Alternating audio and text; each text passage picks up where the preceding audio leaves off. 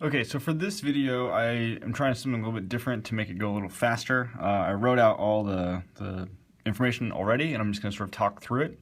So if you need to pause to write things down, I think that'd be a good idea so you can follow along better. But if not, here we go. The first question says, write out the equilibrium reaction that is associated with the KSP for AgCl. So I've given you a KSP. This should be sort of something we do right away.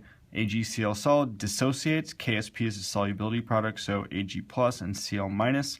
The next part here, what is the equilibrium reaction that's associated with the Kf? So really keep in mind the difference between Kf and Kd.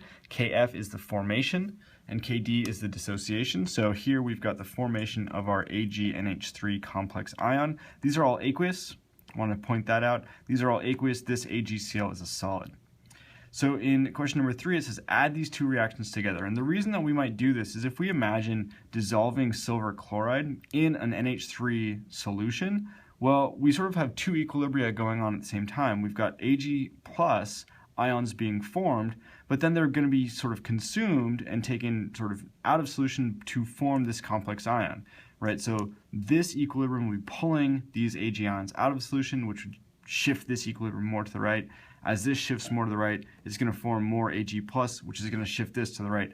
So it's hard for us to sort of solve, right, because we've got two things going on at the same time. So what we can do is we can add these two equilibria together. So if I add these two reactions together, I'm going to take everything from the left-hand side, everything from the right-hand side, and rewrite that down here. Ag plus is going to cancel out. It shows up on both sides. So overall, I'm left with this equilibrium reaction here. So Ag solid, AgCl solid plus 2NH3 gives us Cl minus plus this complex ion. This should be a balanced chemical equation. And then to solve for the Kc, I'm just going to multiply the value of the KSP by the value of the Kf. That's going to give me this new Kc value for this reaction that's written here.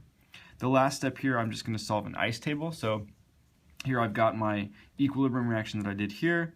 NH3 is my initial molarity. So here, if I wanted to sort of draw a picture of what's going on here, I would say that I've got an NH3 solution, right? And that's 1.0 molar. And then I've got some AgCl solid. And that AgCl is going to dissolve, right? A little bit of it's going to dissolve and form this AgNH3 complex ion because, again, as it goes into solution, it's going to react with that NH3, large formation constant, form that complex ion. So I can run this as an equilibrium that's going to the right. Initial concentrations here, minus 2x, again, remember our coefficients, plus x, plug that into my equilibrium constant expression. Here I've solved for x exactly. A trick that we can sort of do here to help us solve for that exactly is this side over here is what we would call a perfect square. You guys might have remembered this trick from Chem 122.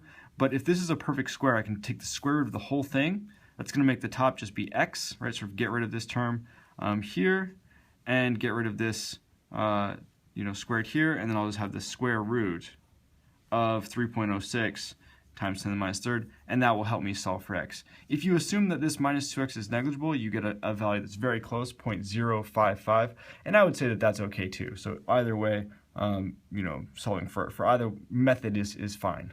All right, thanks.